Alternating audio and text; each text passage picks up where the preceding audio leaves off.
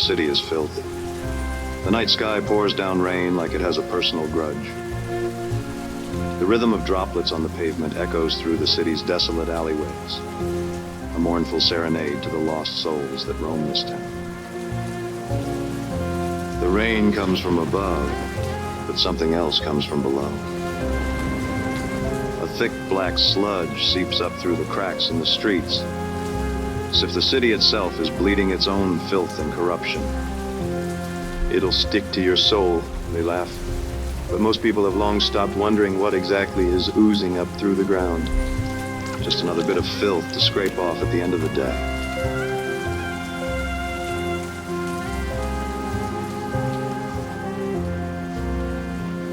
That's me. Cliff Spanner, private investigator. Got a mystery you need to unravel? I'm your guy. At least I used to be. The rain beats against the office window. The only light is from the street light outside. Through the sheets of rain and the dusty blinds, the dim, amber glow casts ghostly shadows across my desk. Smoke curls from the end of my sparkler, turning to ash on my desk. Smoky tendrils fade into the dank air.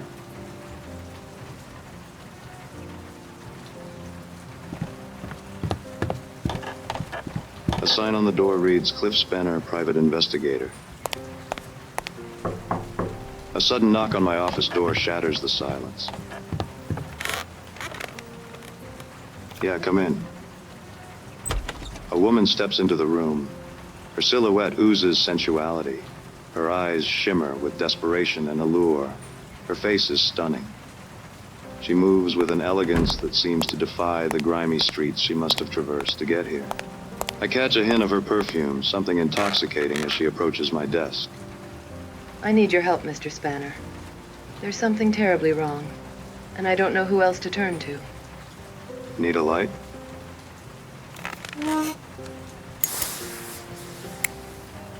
I thought you'd never ask. What seems to be the problem, Miss... Call me Effie. All right, Effie, what brings you? It's my brother, Rusty. Rusty Blackwood. He's disappeared, and I fear the worst. Blackwood. That name is familiar. Effigail and Rustwick Blackwood, right? You and your brother are heirs to the vast Blackwood Oil Company that powers the whole city. Tell me everything, Miss Blackwood. I thought I told you to call me Effie. My brother, Rusty. You see, he fell in with some sort of environmental activist. Some floozy named Misty. Misty. She filled his head with all manner of nonsense. She convinced him that the Blackwood Oil Company wrecked the city, polluted it, and that it was built upon the backs of exploited workers and a damaged environment. Can you imagine? This city would be pitch black without my family's energy. That's when I started noticing changes around the office. Incomplete reports, mysterious memos, strange phone calls at all hours. I tried to brush it off as simple negligence, but, oh, Cliff, I have begun to suspect that my brother is secretly working with Sunshine Power. Sunshine Power. They're that new energy company. Harnessing the sun's rays for cheap, clean power, right? They must be a pretty big competitor for your oil business, aren't they? Well, that's just it, Cliff. With Rusty in bed with the competitor, in bed with Misty, in bed with Sunshine Power, I fear he planned to bring down the Blackwood Oil Company. You think your brother would destroy your family legacy? At first, I couldn't believe it. We're family. But the heart wants what the heart wants, Cliff. The heart can lead a man down the darkest alleyways. And your father, does he know about this? My father is a powerful man, Mr. Spanner. The sole owner of Blackwood Oil. There's nothing that goes on in the company he doesn't know about. And if Rusty defected to a rival green energy upstart... Oh, Cliffy, you don't think... I don't think... What? You don't think that my father would, in his displeasure, that he would have hurt my brother, do you? I can't say, Miss Blackwood, Effie. Whatever happened to my brother, Cliff, I need to know the truth, no matter how painful. I'll find your brother, Effie. The truth has a way of revealing itself, even in the darkest corners.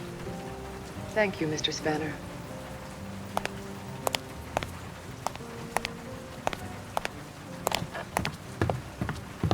Cliffy, please, bring my brother back. The scent of Effie's perfume lingers in the air.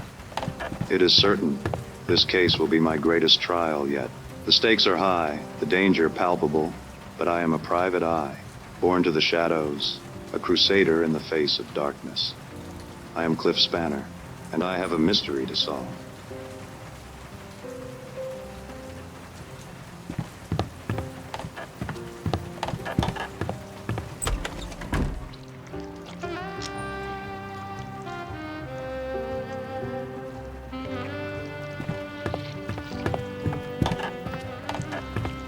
A cleaner mops the floor.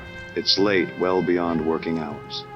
Come to think of it, I'm pretty sure someone had already mopped the hallway today. There's something familiar about his weathered face, his tired eyes, but the thought is fleeting. Hey, you. Someone left a box for you outside. I nod and continue on. Tonight, my mind belongs to Effie and Effie alone.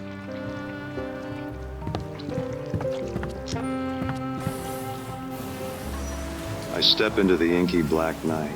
my footsteps falling heavily on the wet, rain-soaked pavement. A box beside the door catches my attention. A note says, "Come home soon. Love, Mom." Inside are several goo balls.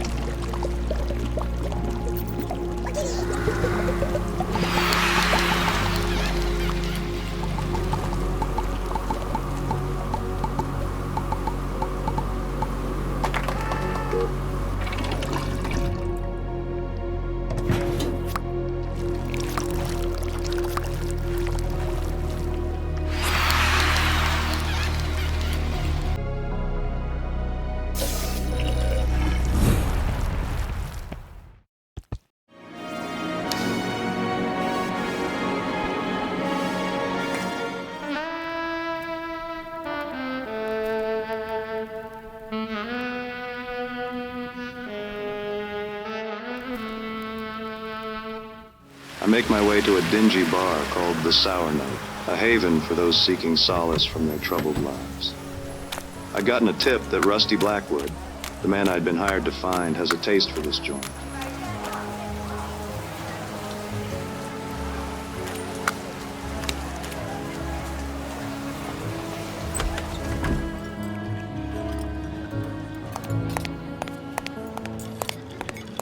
I approach the bar, flicking wet from the rain off the collar of my trench coat, and take a seat on one of the worn leather stools.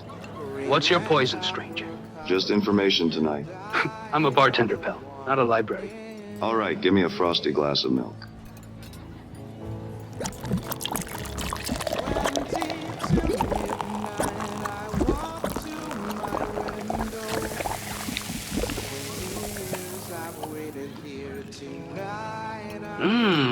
Look at that froth.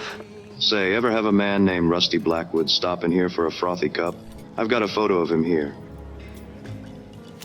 He's got a name I do not know, but yeah, I've seen him. You'll want to talk to Misty. Misty, who is she and where can I find her?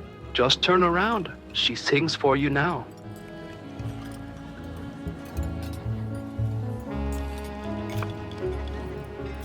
Whoa. Don't go get your hopes up, pal. Now what would a woman like Misty be doing with a man like Rusty?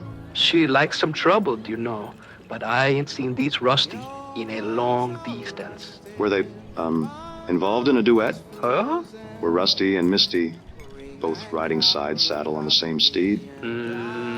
Were they sharing more than a glass of whiskey? Whiskey? What's that? Were they two hot bullets in a revolver? I don't... What I mean to say is, were Misty and Rusty romantically permeated? Can't say for sure, pal. Misty follows her a long, twisty road, but I'd say she enjoys playing with fire. And Rusty, let's just say last time I saw him here, he was smoking. You're not so bad at dispensing information, bartender. Good luck, pal.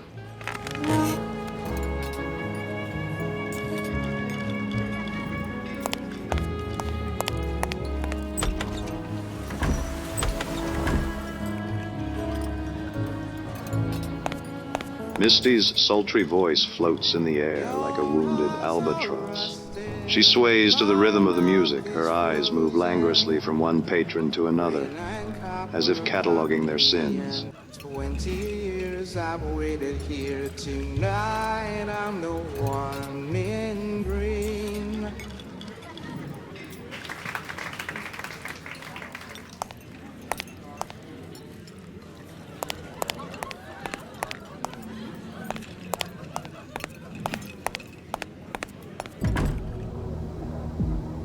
Say, that was a fine performance, Misty. You possess a heavenly voice of velvet. My name is Cliff Spanner, private detective. Do you know why I'm here? I'm hoping you can help me out. I'm looking for someone. I understand you're acquainted with someone named Rusty Blackwood. He's not been seen in a while, and I'm hoping you can tell me where he might have gone. For a woman with such a beautiful voice, you sure are spare on words, aren't you, Misty? A real laconic crusader.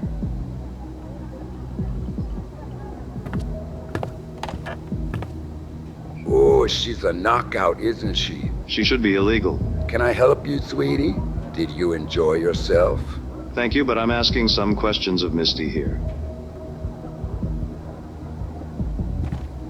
Well, sure, sweetie, go ahead. I'll just powder my nose. As I was saying, my name's Cliff Spanner, private detective. I'm hoping you can help me out. Oh, yeah? Well, we'll go on then. Spit it out. I'm looking for a man who's disappeared. I'm looking for Rusty Blackwood. I understand he's an acquaintance of yours.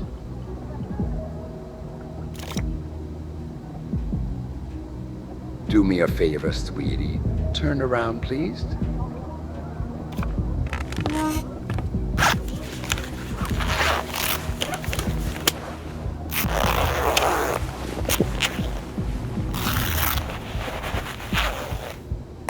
Cliffy Cupcake, you can turn around again. Misty, there was a nice man here. He must have run off. Oh, you know how men are, Cliff. You think they're one thing, and then they're another. So about Rusty Blackwood. Ooh, Rusky, he was a promising one. Tell me more, Misty. Were you using Rusty to get to his family's Blackwood Oil Company? Well, you know Blackwood Oil. You know what they do to this city, don't you? They poison it with their oil. The air is thick. Even the ground is bleeding. I tried to show Rusty the truth, but... You thought you'd convince Rusty to destroy his own family business? Yeah, Rusty. A little dim, but he was cute. I thought he was interested in cleaning up the city, in doing something about this rotten family oil business. And he was, for a while. But he changed. He was lured by another light in the dark. Where'd he wander off to? Look, since Rusty's a pal, I'll throw you a bone. But you ain't heard it from me, understand? If that's what it takes. I might have an idea who he's been hanging around with. Yeah? Who?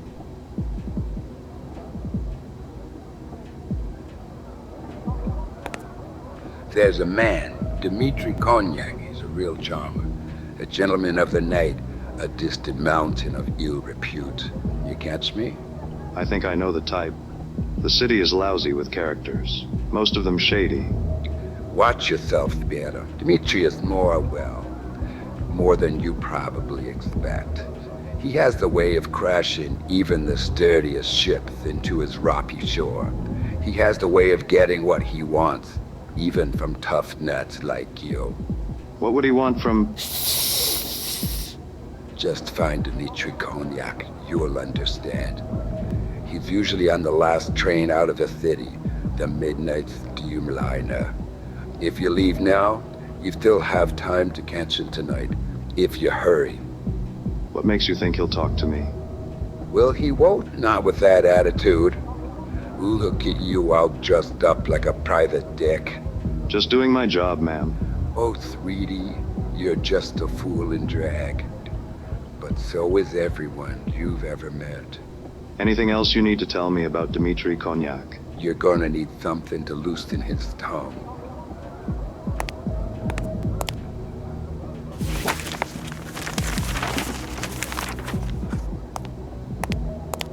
Take this. I have a feeling it'll make Dmitri talk. It's best I'm not hanging on to this anyway.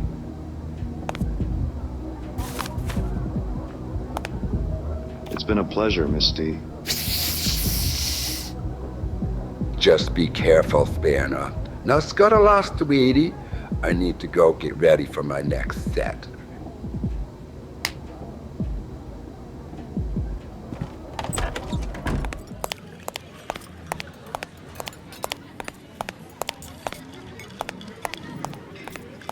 I need answers about Rusty Blackwood. And this guy, Cognac, might hold the key. I gotta get to the train station. The echo of Misty's voice trails behind me, mingling with the distant wail of the city. The night is young, and I am not. I see a sad sack in a city cleaner uniform sweeping wet sludge from the sidewalk into the gutter. He turns away from me as I pass. But is this the same guy who was mopping the hallway outside my office? No way, couldn't be. What's your name, friend? Just a guy looking after this dump. Hey, I think you dropped these.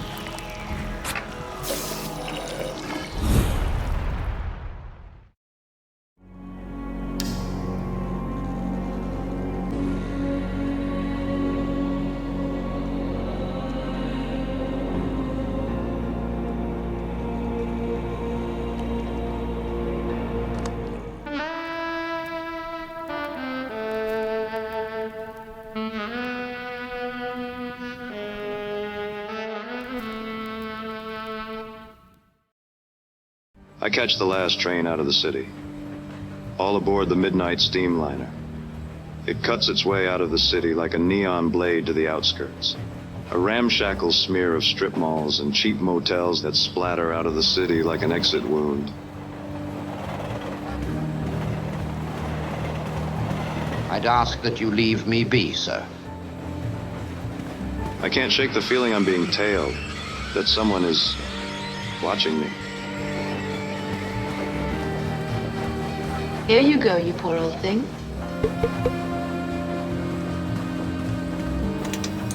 I stalk through the carriages, searching for Dmitri Konyak. I'm not sure what exactly I'm looking for, but based on Misty's description, I figure I'll know him when I see him.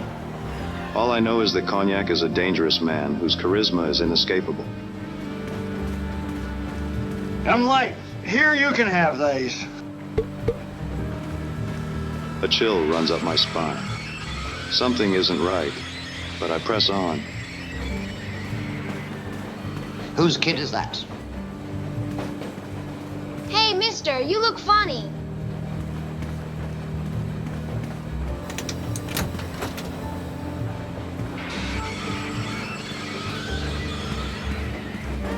This must be him.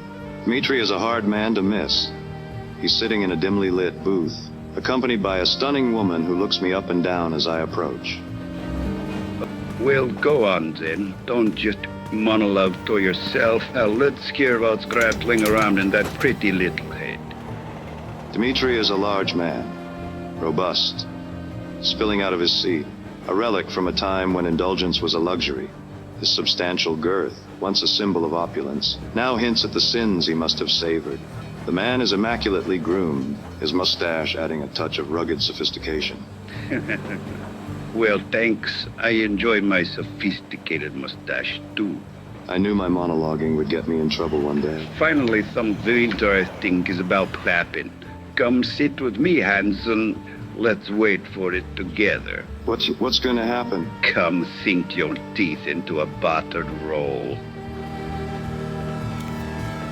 Kognak's voice, a resonant basso profundo, was the sturdiest thing on this rickety train. The secret to the perfect piece of cake is carefully slicing it to just the perfect size, enormous. You look tired. Has it been a long night? I'm looking for someone. You've been talking to Misty. How do you know? Did she call you? Uh-oh. Do you see a telephone?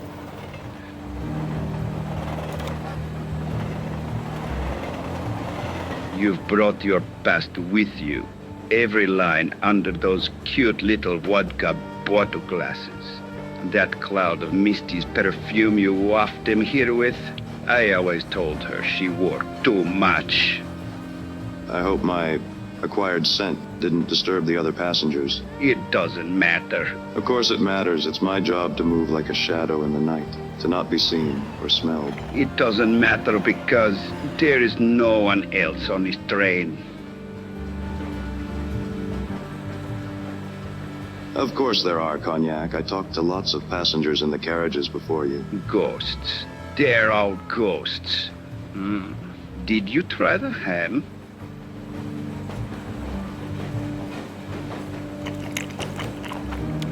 Wait, are you saying this is a ghost train? Wouldn't that be a thrilling story? No, this is not a ghost train.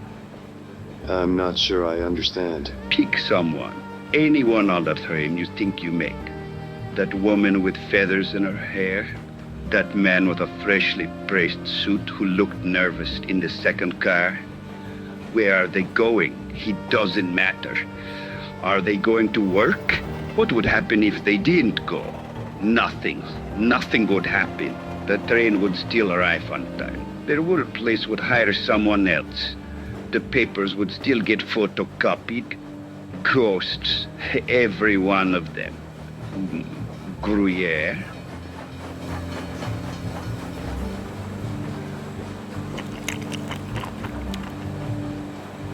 Dmitri, how long have you been riding this train?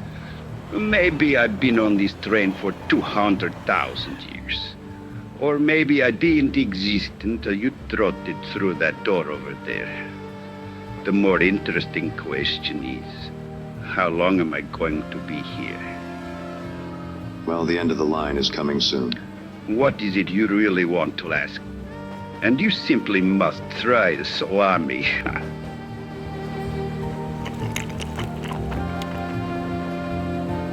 Thanks, Dmitri, but I couldn't possibly. I'm looking for a different kind of sustenance tonight. I'm looking for someone. Yes, I see. Quality sustenance comes at a price. Misty asked me to give this to you.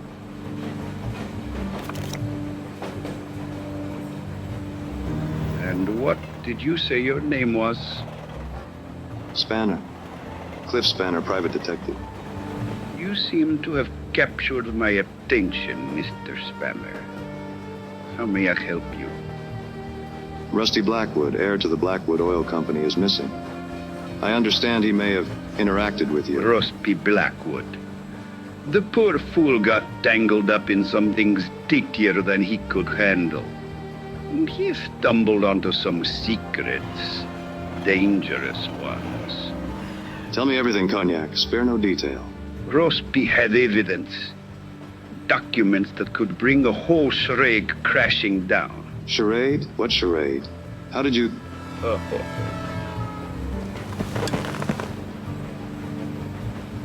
I mean, how could someone in your professional occupation My occupation opens a lot of entrances, Mr. Spanner. My real business is secrets. I need more, Cognac. So do I. I'm all out of time. I mean wine. Tell me where I can find Rusty. Careful, Spanner. This isn't my first case, Cognac. Tell me where I can find Rusty Your Blackwood. entire life has led to this very moment, sitting across from you right now. We're running out of time. To find the man you're looking for. To find Rusty Blackwood. Here's exactly what you need to know. Dmitri! Cognac. Cognac, stay with me. I need to know. Sunshine, Spanner. You need to find the sunshine. Take this.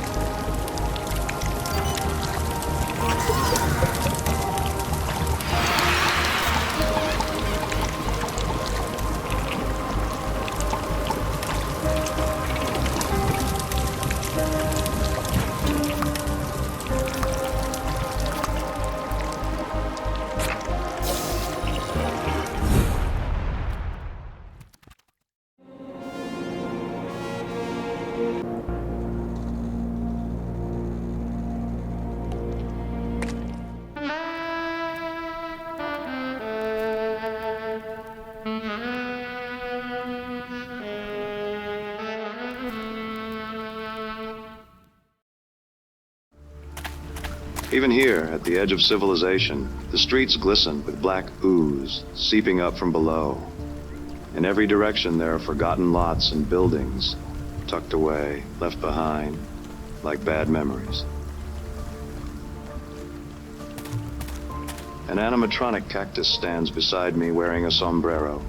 Gotta shield yourself from the moonlight, I guess. It seems out of place and out of time, but fitting for a city that lost its way a long time ago. In this town, even the plastic cacti have a story to tell.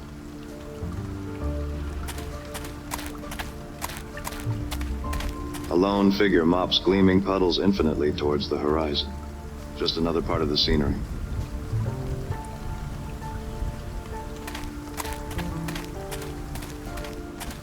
The only sign of life is an all-night Mexican food stand, a place called El Sol.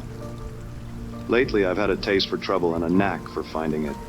But tonight, I've got a taste for a burrito. Dmitri Kognak's final words echo in my head. Sunshine, sunshine. Could Sunshine Power be responsible for the disappearance of Rusty Blackwood, heir to the Blackwood Oil Company? What was that, amigo?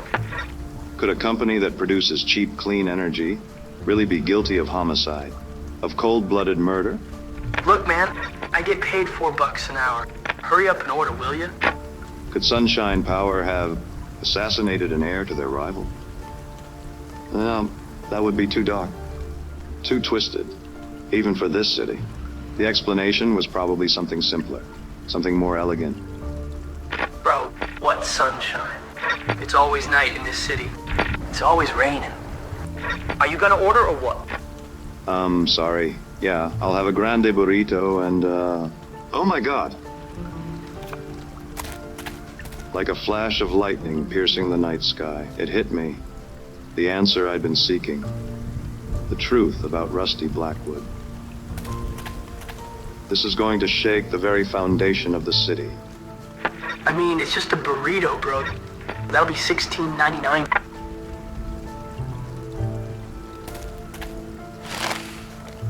Oh yeah, we're also running a special. You can take these too.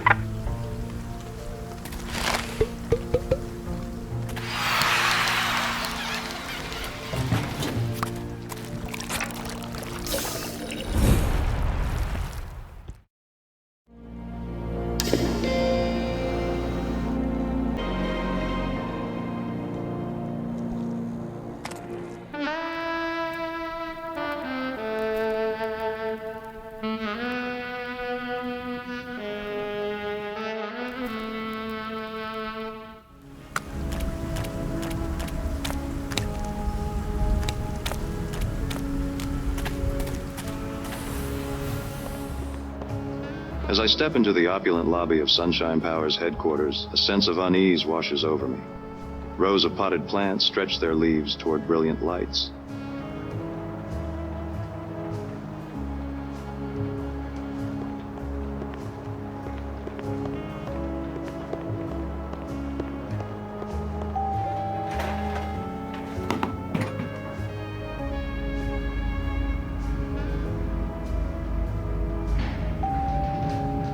My eyes, still aching from the gleaming lobby, adjust to the muted grandeur that surrounds me. I step out of the elevator onto perfectly polished tile and cringe, thinking about the grime and sludge that my shoes are tracking in. At the end of the hallway is a set of massive wooden doors, into which is carved the image of the sun, radiant and resplendent, its rays emanating in all directions.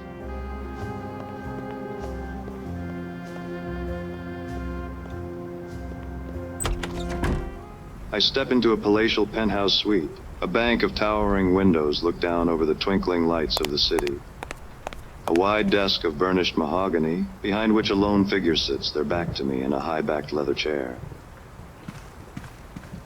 The high-backed chair spins around slowly, and a face emerges from the shadows. A face I had expected, despite my hope that somehow I was wrong. Miss Blackwood. I thought I told you to call me Effie. Effie. Mr. Spanner. I'm surprised it took you this long. I should have seen it sooner. How did you figure it out?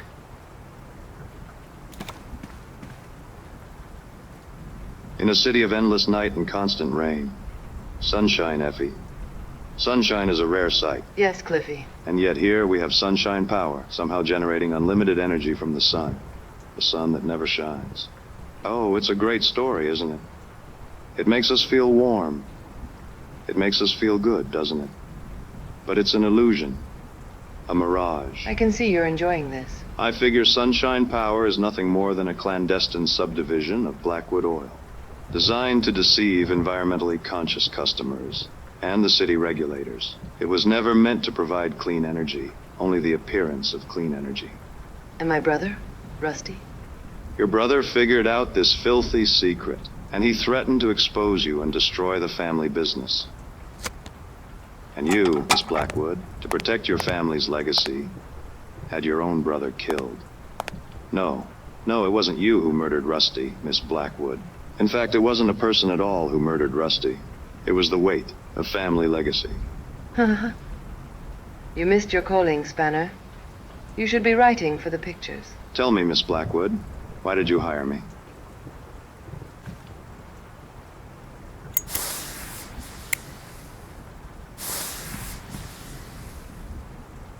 What can I say? I was in the neighborhood and I needed a light. You used me to tarnish Rusty's good name. To cast aspersions about his association with Misty, with Cognac. You wanted me to...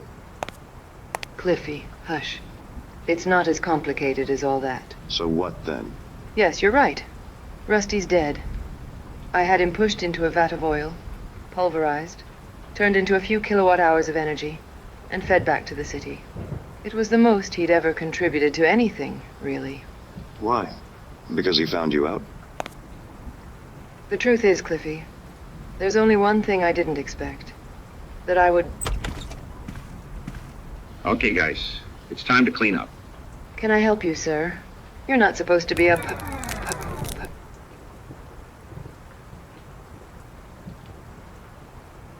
Effie, are you okay? So what's your name, pal? Cliff Spanner, private investigator. Well, yeah, you're playing as Cliff Spanner right now. Good work, by the way. It's one of the less common endings. Usually the private eye doesn't make it out of the lounge. Too many distractions. Listen, buddy, what's going on here? What happened to Miss Blackwood? Right, Miss Blackwood. You know how these things go. This is where she confesses. She confesses to the crime, she confesses her love, blah, blah, blah. The fun is all the stuff before. I always skip the denouement.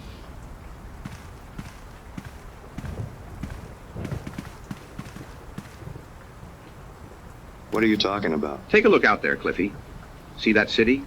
It was built for you. Well, not for you. It was built for you. Like I said before, what's your name, pal? I already told you. I'm Cliff Spanner, private investigator. Yeah, the private eye is always a little thick. Hang on. Let's force quit this scenario.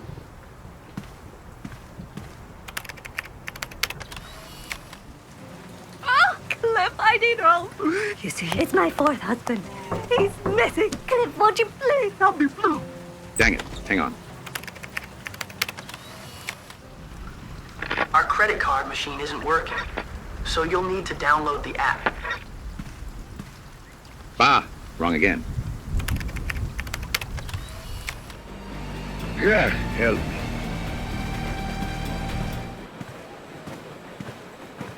Blast it all. Okay, this has got to be it. Now we're talking.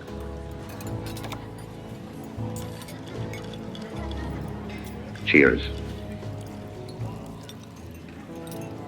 So, tell me, how are you enjoying World of Goo 17, the Black Stain? Who are you? I saw you outside my office, and outside the lounge and on the train. Yeah, I get around. what's going on? You and me, we're in World of Goo 17. It's a pretty good sequel. A little off-brand, maybe, but heck, I'm biased. Sequel? Yeah, I know. Some of the sequels were terrible. World of Goo 21 wasn't even a game. It was just a program that generated gameplay video. Infinite generated content you could stream on your streaming platform to your fans or whatever forever. You could be a content creator without the inconvenience of having to create content. So, you're not a cleaner? I'm just another filthy player, just like you. Or I used to be anyway. What do you mean? I'm just a fan of the World of Goo games. There were so many sequels. They really milked that franchise, didn't they? Haha. Well, yeah, I thought I was playing World of Goo, too. Oh yeah, that was a good one. They still had some good ideas back then. I bought all the sequels, even the terrible ones. I'm a completionist, you could say. I like to be comprehensive. How many sequels were there? It looks like you've been playing some of them. I guess I'm more of a curator these days. I've made all the sequels available to play here. I think World of Goo 6, 9, and 11 are still working up there. Did you enjoy Gulf? It was so stupid, but in a good way, I thought. What do you mean? You used to be a player. These games came out a long time ago. Not much of the world is left from back then. I didn't think people were even around up there anymore, until you showed up. But I think I've helped keep this franchise alive and more or less playable. So how are you talking to me now? It turns out World of Goo 17 was Turing complete, so I programmed myself into the game.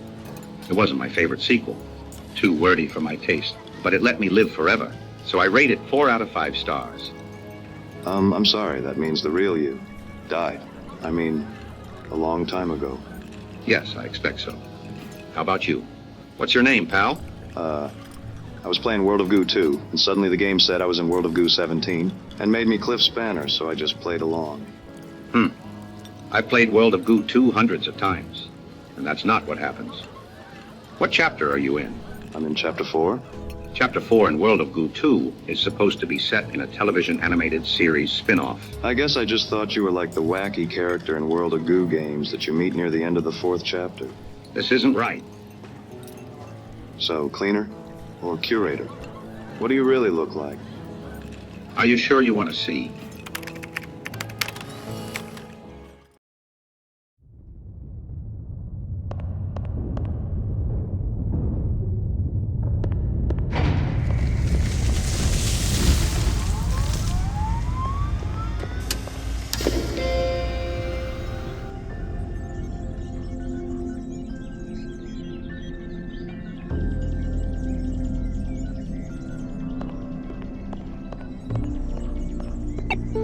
I'm glad you visited.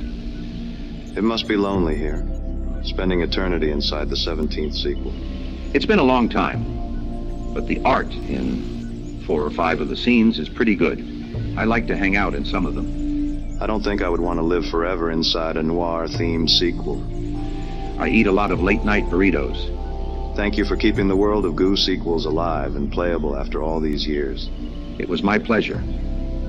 As long as this computer remains powered on, I will continue to live forever and keep the memory of these games alive.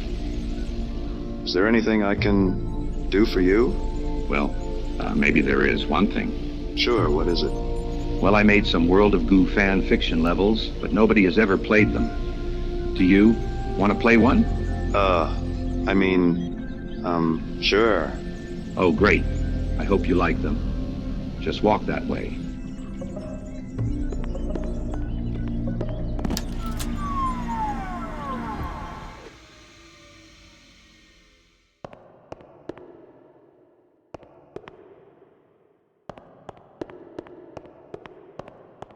Hello? Sorry I tripped on this power cable. Is that bad? Is anyone there? Okay, I'll just plug this back in again.